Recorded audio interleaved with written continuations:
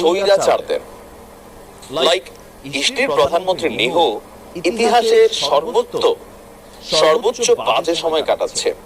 একদিকে বাইডেন তার ক্ষমতা থেকে সরে যাওয়ার ঘোষণা দিয়েছেন, যদিও কামালা বলছেন আমরা মার্কিন নীতি ঠিক রাখবো, বাট কামালা কিন্তু প্রকাশ্যে এই যুদ্ধ বন্ধের জন্য তিনি একটা ঘোষণা দিলেন, মানে আপকামিং যিনি প্রেসিডেন্ট হবেন।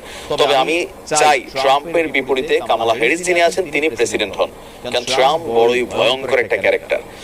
তো মার্কিন যুক্তরাষ্ট্রে যেই জন্য গেছিল সেটা তো ওই রকম ফায়দা হয় নাই, বাহিরে প্রটেস্ট ছিল, সেখানে মার্কিন সিনেটররা তার মুখের উপরে বলতেছিল যে তুমি খুনি। এর পাশাপাশি যুক্তরাজ্য এতদিন যাবত জোকের মতন আজকের ইসরায়েলকে এই জায়গায় নিয়ে আসছে, জায়গা জমি বন্টন করে দিয়ে ফিলিস্তিনের সাথে ভেজাল লাগাইছে যুক্তরাজ্যই, কিন্তু অতীত ইতিহাস বুঝা গেছেন এদের। তো সেই যুক্তরাজ্যে আপনারা জানেন যে ক্ষমতার পালাবদল ঘটা, সেখানে লেবার পার্টি তারা রেইজ করছে, সেই লেবার পার্টি ক্ষমতায় আসার পর এবার যুক্তরাজ্য থেকে